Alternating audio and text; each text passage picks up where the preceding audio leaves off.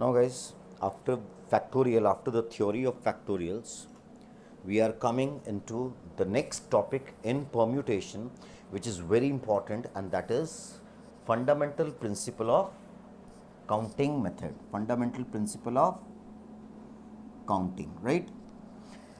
देखो ये बहुत प्रैक्टिकल चीज़ है guys. Practical in the sense day to day life में हम लोग यूज़ करते हैं, राइट? काउंटिंग का दो प्रिंसिपल है, we call it fundamental principle, जिसमें से पहला प्रिंसिपल का नाम है मल्टीप्लिकेशन प्रिंसिपल और रूल. मल्टीप्लिकेशन प्रिंसिपल को हम लोग इन शॉर्ट याद रखते हैं by the word and rule बोल सकते हो, right? What does this rule say us? Normally हम लोग यूज़ करते हैं, लेकिन you might not have bumped into this rule, ठीक है? Now, what does this rule tells us? It tells us that if there is one work which is to be done, मतलब अगर हमारे पास एक काम है, ठीक है, एक कोई काम है, सपोज करो वो काम को मैं ले लेता हूँ पेन मैन्युफैक्चर करना, पेन को बनाना, राइट? जिससे लिखते हो पेन. अब वो वर्क है, work is making a pen, right? And to make a pen we have to perform two under task. मतलब उस काम को कंप्लीट करने के लिए दो सब पार्ट हैं उसके कितने सब पार्ट हैं? दो. यानी कि this work which is to be done and this work has two sub part, and work can only be completed when each of the two sub part is performed और done. इसका मतलब ये हुआ कि सपोज करो हमें pen बनाना है, और पेन को बनाने के लिए you all know we need to make refill and we need to make the body, that is the cover, right, in which the refill is being put. So, we have two tasks. One task is to make the refill and the other task is to make the body or the cover. So, by taking the example of a pen, pen बनाना एक काम है, और ये काम तभी complete हो सकता है जब इसके दो सब parts को मैं complete करूँ. And you very well know, दोनों में से अगर एक भी सब पार्ट कंप्लीट नहीं होता है तो उस वर्क को क्या हम कंप्लीट बोलेंगे? नहीं बोलेंगे. क्या हम कह सकते हैं कि पेन बन गया? No. So to make a pen we have to perform complete two sub parts, and those sub parts are making refill and making the book cover. Now, and the work will be incomplete if we do not complete any of its sub parts. Now suppose करो कि there is m ways of completing one sub part. जैसे मान लेता हूँ मैं pen का cover बनाने का कितना वेज है? सपोज मैं 3 तरह के कवर्स बना सकता हूँ पेन का, right? So there is m ways of completing one sub part, that is there are 3 ways of making a cover, and there is n ways of completing the second sub part. चलो n को मैं ले लेता हूँ, यानी कि refill कितने तरह का मैं रिफिल बना सकता हूँ? तो let us take it as 2. दो अलग अलग तरह के हम रिफिल बना सकते हैं और 3 अलग अलग डिज़ाइंस के कवर बना सकते हैं, right? Now if I ask you कि in how many different ways can the pen be manufactured, हम लोग उस पेन को कितने वेज में कंप्लीट कर सकते हैं, या पेन कितने डिफरेंट टाइप ऑफ पेन हम लोग बना सकते हैं? तो your answer should be 3 into 2, that is 6 ways we can make 6 different types of pens, right? अब ये मल्टीप्लाई क्यों हुआ? फर्स्ट ऑफ ऑल तो मल्टीप्लाई इसलिए हो रहा है क्योंकि सोचो, इफ़ यू पे अटेंशन, मान लो एक ग्रीन कलर का मैंने कवर बना दिया, राइट? उस ग्रीन कलर के कवर में मैं 2 अलग अलग रिफिल्स हैं, ठीक है? चलो एक रिफिल का नाम ए दे देता हूँ, दूसरे रिफिल का नाम बी दे देता हूँ. तो उस ग्रीन कलर के कवर में अगर मैं 2 अलग अलग रिफिल्स डाल दूं तो 2 पेन तो ग्रीन कलर के कवर में ही आ जाएगा. यस और नो? ग्रीन कलर के कवर में अगर मैं 2 अलग अलग रिफिल डालूं तो वो 2 पेन डिफरेंट कहलाएगा, right? Because the refill used are different. So how many pen is made having the green cover? 2 pen. Again similarly अगर रेड कलर का कवर है उसको भी मैं 2 तरह के रिफिल से फिल कर सकता हूँ. सो 2 पेन इसके बन गए रेड कलर के कवर वाले, और एक 2 पेन क्योंकि 3 कवर्स हैं, तो ब्लू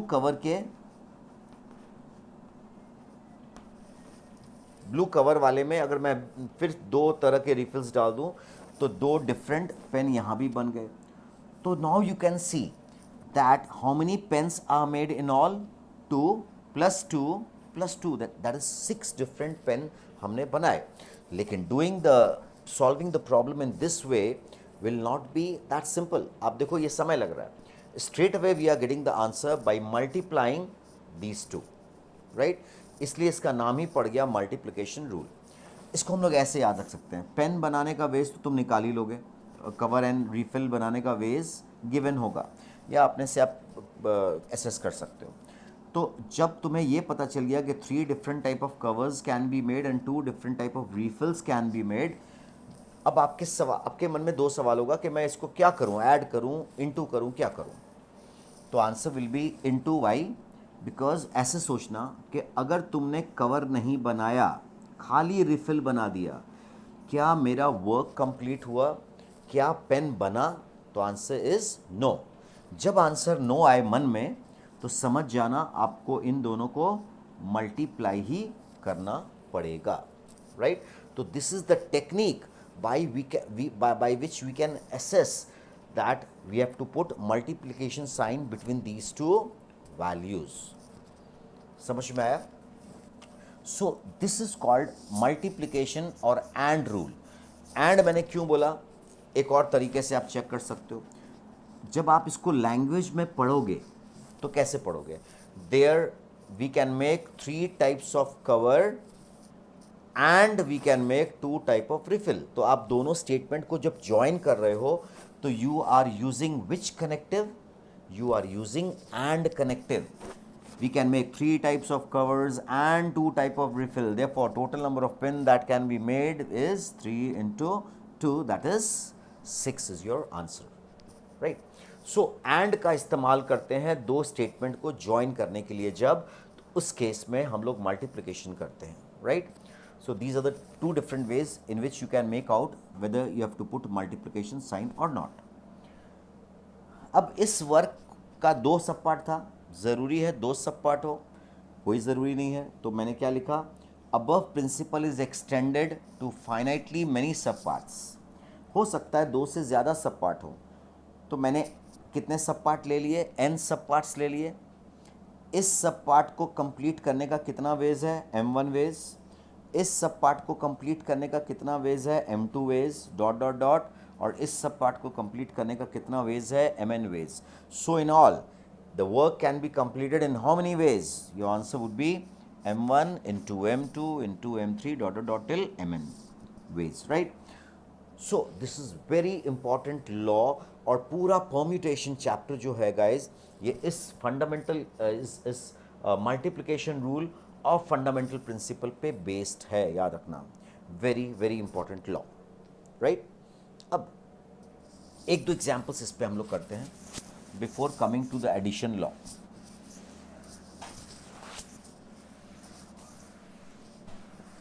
ठीक है, and this is very interesting.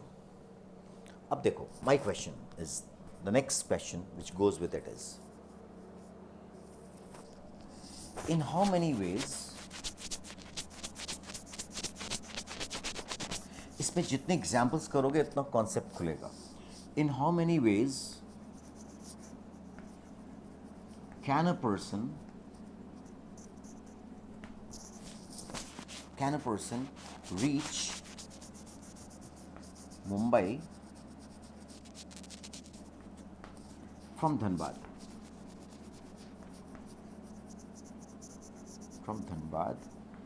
if there are if he has to go via let's say via Delhi.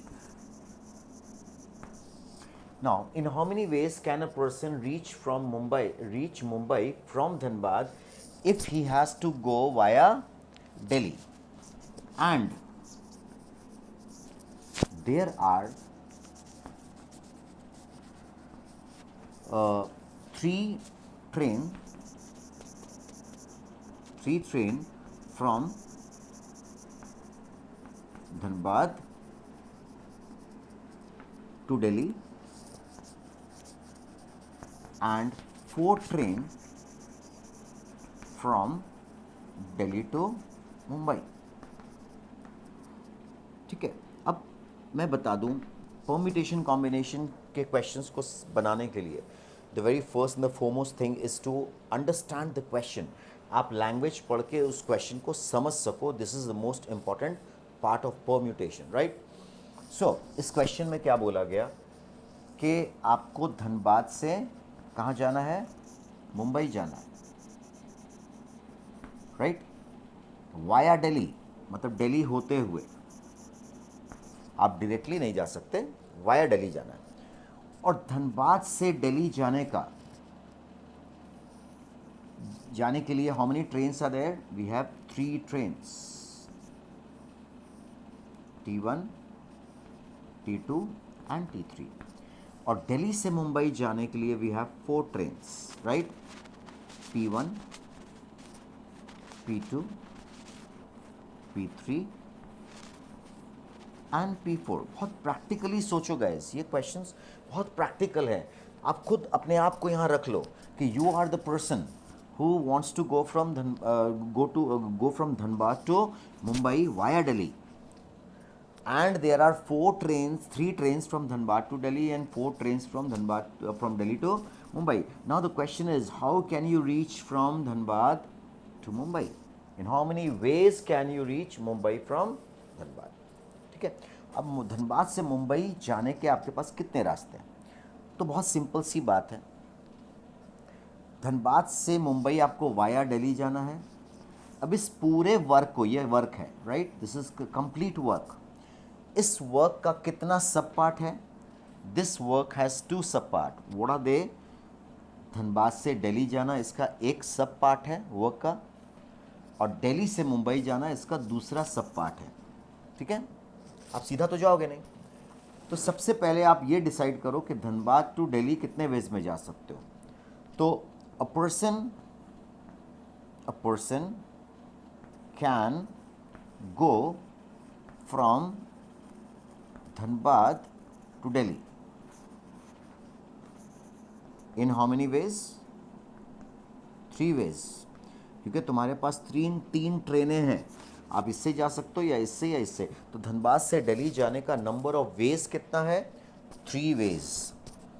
And from Delhi to Mumbai जाने का कितना वेज है? There is how many ways? 4 ways, because Delhi से मुंबई के लिए 4 ट्रेनें हैं, राइट. तो my question is, in how many ways can he reach Mumbai from Dhanbad? तो मुंबई से धनबाद पहुंच जाने का कितना वेज हुआ?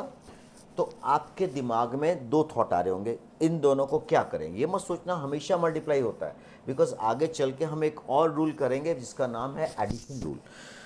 तो मल्टीप्लिकेशन रूल या एडिशन में क्या लगेगा, क्या दोनों को ऐड करें या दोनों को मल्टीप्लाई करें? तो ऐसे सोचना है, मैंने बताया था आपको, दिस इज़ वेरी इंपॉर्टेंट. अगर हम धनबाद से दिल्ली चले गए लेकिन दिल्ली से मुंबई नहीं जाएंगे, तो क्या हम धनबाद से मुंबई पहुंच जाएंगे? क्या मेरा जो मेजर वर्क था, मेरा जो काम था, काम क्या था? धनबाद से मुंबई जाना. क्या वो एकम्प्लिश होगा? नहीं होगा. तो अगर इन दोनों वर्क में से अगर एक भी वर्क को मैं छोड़ दूं, इसको छोड़ दूं या इसको छोड़ दूं, तो क्या मैं मुंबई पहुंचूंगा? Answer is no. So total number of ways to reach Mumbai from Dhanbad is answer would be 3 into 4, that is 12 ways, right. याद रखोगे, इस पूरे चैप्टर में हम लोग वेज देख रहे हैं, कितने तरीके से जा सकते हैं. ये नहीं देख रहे हैं किस रूट से गए, हम लोग ये देख रहे हैं कितने अलग अलग ढंग से, तरीके से हम जा सकते हैं. That is the main part of the question, right. So we can go in 12 ways, right, into multiply किया। क्यों? क्योंकि दोनों में से अगर एक भी काम को छोड़ दिया जाए तो मेरा मेन वर्क कंप्लीट नहीं होता है। और दूसरा तरीका क्यों इनटू किया, अगर मैं इसको इस दोनों स्टेटमेंट को ज्वाइन करूं तो कैसे ज्वाइन करूंगा? A person can go from Dhanbad to Delhi in 3 ways and from Delhi to Mumbai in 4 ways. So अगर मैं इसको कनेक्ट करता हूं दोनों स्टेटमेंट को तो मुझे एंड का यूज़ करना पड़ेगा, एंड का यूज़ करना पड़ेगा, दैट मीन्स मल्टीप्लिकेशन रूल है। तो 3 इंटू 4 12 वेज, राइट। अगर मैं प्रैक्टिकली ये सोचूं, आप बताऊं आपको कि क्यों मल्टीप्लाई 12 क्यों हो रहा है, वो देखना चाहते हो तो देखो ऐसे देखो। अगर तुम T1 से दिल्ली गए, ट्रेन T1 से दिल्ली गए, तो अब बताओ दिल्ली से मुंबई कितने वेज में जा सकते हो? 4 वेज में। तो T1 के साथ 4 केसेस आ रहा है, राइट, मुंबई पहुंचने का। T1, T2, T3, T4।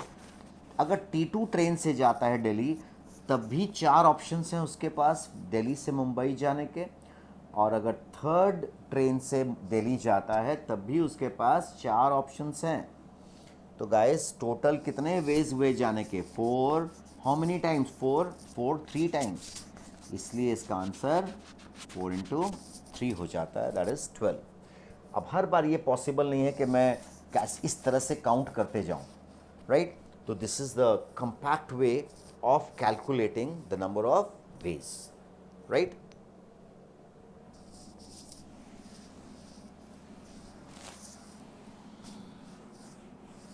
अब सोचो, अगर मेरे पास 3 शर्ट्स हैं, राइट, और 2 ट्राउजर्स हैं। Question is in how many ways can I dress up, in how many ways can I dress up. अगर मेरे पास 3 शर्ट है और 2 ट्राउजर्स है, मैं कितने तरह से अपने आप को ड्रेसअप कर सकता हूँ, ये क्वेश्चन दूँ मैं। तो सबसे पहले आप you can say that the task क्या है? ड्रेसअप। ये मेजर टास्क है, मुझे तैयार होना है, ड्रेसअप करना है। ड्रेसअप मैं तभी हो सकता हूं जब मैं शर्ट पहनूंगा एंड ट्राउजर पहनूंगा, obviously trousers, right. So this major work can be accomplished only when 2 sub part can is perform, shirt पहनना, ट्राउजर्स पहनना, राइट। अब सपोज करो पहले सब पार्ट की तरफ जाते हैं, शर्ट पहनते हैं, दोनों में से किसी को भी पहले ले सकते हो। In how many ways can I wear shirt? तो दे आर 3 डिफरेंट शर्ट, तो I can wear shirt in how many ways? मैं 3 तरह से शर्ट्स पहन सकता हूँ। 3 वेज है मेरे पास शर्ट्स पहनने के। क्यों? क्योंकि 3 अलग अलग शर्ट्स मेरे पास हैं, तो मैं रेड वाला शर्ट भी पहन सकता हूँ, ब्लू वाला भी पहन सकता हूँ, ग्रीन वाला भी पहन सकता हूँ, राइट। तो they are 3 ways in which I can wear shirt. And देखो यहाँ पे language and, right. In how many ways can I wear the trousers? 2 ways. So 3 into 2, 6 ways. Total ways of my dressing is 6 ways. Practically मैं दिखा देता हूँ, ये shirt 1, ये shirt 2, ये शर्ट 3 है, ट्राउजर 1, ट्राउजर 2, 2 ट्राउजर्स हैं, 3 शर्ट है। 6 वेज कौन कौन से हुए मैं दिखाता हूँ। S1 शर्ट के साथ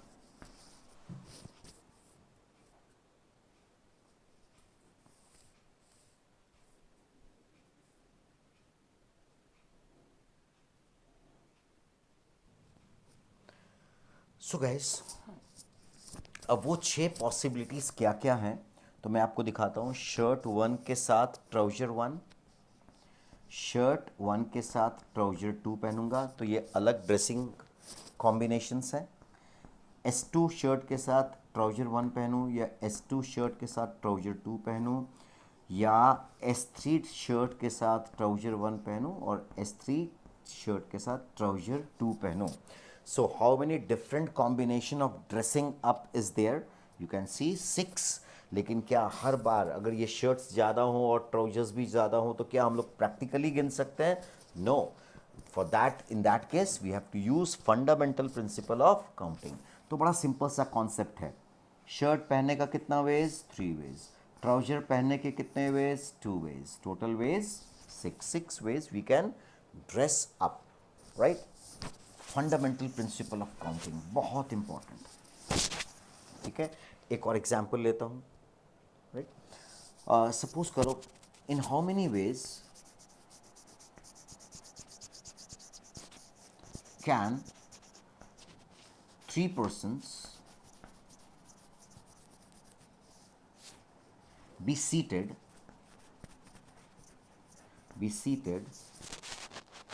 if there are if there are 4 places, right. Now guys, हमारे पास 4 जगह हैं. We have 4 places, right. आप places को डैश दे के डिनोट कर सकते हो. हमारे पास कितने places हैं? 4 जगह हैं. और हमें करना क्या है? 3 persons को बैठाना है, राइट. नाउ पहले पॉसिबिलिटी देख लिया करो कि क्या ये पॉसिबल है भी या नहीं है, राइट. क्या हम 3 आदमियों को बैठा सकते हैं अगर हमारे पास 4 जगह हैं? यस. अब देखो guys, what is the work. पहले बताओ मुझे कंप्लीट वर्क क्या है. तो complete work is to make 3 persons seated. ये पूरा काम है, एक काम. अब हमारे पास 4 जगह हैं. अब इस काम को कंप्लीट करना है तो मुझे एक एक करके करना पड़ेगा, राइट. एक एक करके क्या? हाँ, तीनों आदमियों को बैठाना है 1 by 1. तो चलो लेट अस, अब जो क्वेश्चन है उसी को लेके चलना है आपको, राइट. क्वेश्चन है पर्सन्स को बैठाना, तो स्टार्ट विद द पर्सन. अगर क्वेश्चन होता प्लेसेस को फिल करना है तो you would have started with places, right. अगर क्वेश्चन बहुत, language is very important as I said earlier. अगर आपको पर्सन्स को बैठाना है तो पर्सन लेके चलोगे 1 by 1. अगर आपको प्लेसेस को भरने बोला है, फिल करने बोला इन द क्वेश्चन, तो आप प्लेसेस एक एक करके भरोगे, राइट. तो ये बहुत इंपॉर्टेंट है समझना. इन how many ways can 3 persons be seated. तो पर्सन्स को बैठाना है. टास्क पकड़ लो. टास्क क्या है? पर्सन्स को बैठाना. तो एक एक करके. First person can sit in how many ways. अब पहला आदमी आपने उठा लिया, मान लो वो ए है. तुम्हारे पास 4 जगह हैं, तो पहले आदमी को तुम कितने तरह से बैठा सकते हो अगर 4 वेकेंट स्पेस प्लेसेस है तुम्हारे पास. तो आपके मन में आंसर आ गया होगा. First place can be, first person can sit in how many ways? 4 ways. वो 4 तरह से बैठ सकता है क्योंकि 4 प्लेसेस हैं. अब वो क्या करेगा? इनमें से कोई भी एक प्लेस ऑक्यूपाई कर लिया ए ने, कोई भी एक. वी आर नॉट बॉदर्ड कि वो ए फर्स्ट पे बैठा या सेकंड पे बैठा. This is not the question. First person can sit in how many veg, ये क्वेश्चन है. 4 वेज. तो ओबियसली वो 4 में से कोई भी एक जगह ऑक्यूपाई करेगा. फॉर तुम लोग, for make you, for you to, for I mean if I want to make you understand, I have to place A in any one of the 4 places. So I kept A in the first place, right. कोई एक जगह A ने ले लिया, तो first person can sit in 4 ways. Again come to the second person, क्योंकि सबको बैठाना है आपको. Second person can sit in how many ways. अब सेकेंड पर्सन के बैठने के लिए how many options are left? We have 3 options. तो answer is 3 ways. Third person can sit in how many ways?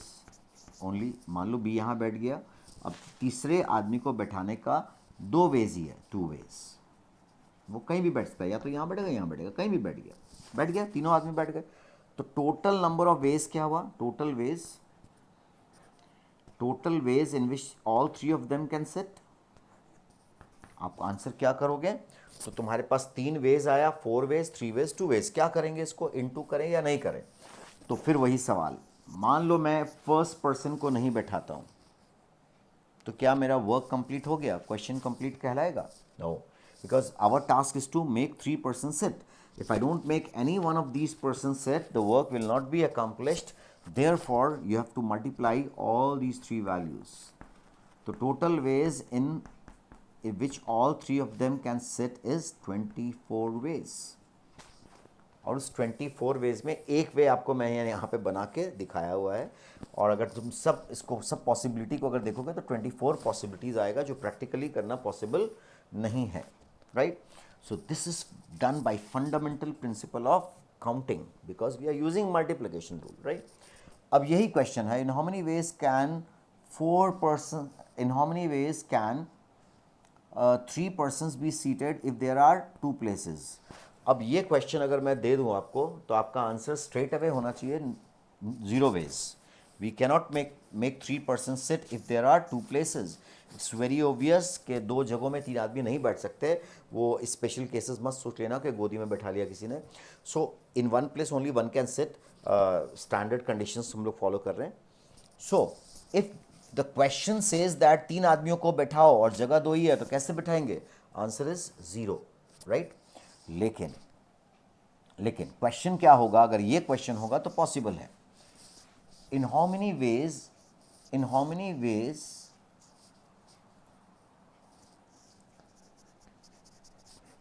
Can three places be filled if there are four persons? बात को बहुत अच्छी तरह समझना है. अब क्वेश्चन को पढ़ना है, आपको समझना है. क्वेश्चन में क्या बोला, क्या करना है. इसके प्रीवियस क्वेश्चन में क्या बोला था? हम लोग को आदमियों को बैठाना था, वो टास्क था. इस क्वेश्चन में क्या पर्सन्स को बैठाना है? नो. इस क्वेश्चन में पर्सन्स को नहीं बैठाना है, जगहों को भरना है. ये मैटर नहीं करेगा कि सब आदमी बैठा है या नहीं बैठा. ये मेरे लिए मैटर नहीं कर रहा है. मैटर क्या कर रहा है? तीन जगह भरनी चाहिए. इसके प्रीवियस क्वेश्चन में क्या था कि चार जगह था और तीन आदमी थे, ठीक है. इसमें प्रायोरिटी वाज व्हाट, कि इन तीनों को बैठाना है. जगह कोई भरे या ना भरे, खाली रह जाए, we are not bothered about that, right. But in this case we are bothered about places. यहाँ हमारे लिए प्लेसेस बॉदरेशन है. इसके प्रीवियस में पर्सन. तो तीन जगह है और इसको आपको भरना है और हमारे पास आदमी है चार, suppose A B C D, right. In how many ways can the places be filled? तो देखो इसको कैसे डील करेंगे, क्योंकि प्लेस को भरना है तो प्लेस को लेके चलोगे, प्लेस को भरोगे एक एक करके. अब पर्सन की जगह यहाँ प्लेस आएगा. First place can be filled in how many veg? पहली जगह को हम कितने वेज में भर सकते हैं? देखो यहाँ पे जगह बना लो. पहला जगह को हम भरना चाहते हैं तो we can fill this place by either A और बी और सी और डी. मतलब चार आदमी है तो इसको चार तरह से भर सकते हैं हम लोग. तो first place can be filled in four veg. Second place can be filled in three veg. And third place can be filled in two ways, right? आप लिख सकते हो नीचे भी, ऐसे भी कर सकते हो. तीन जगह बना लिया. First place can be filled in four ways into second place can be filled in three ways, third place can be filled in two ways. तो टोटल वेज कितने आ गए? सवाल इनटू करेंगे या नहीं करेंगे? तो इनटू करेंगे. रीजन बीइंग, अगर इसमें से कोई भी एक जगह को खाली छोड़ दिया जाए तो क्या ये वर्क कंप्लीट होगा?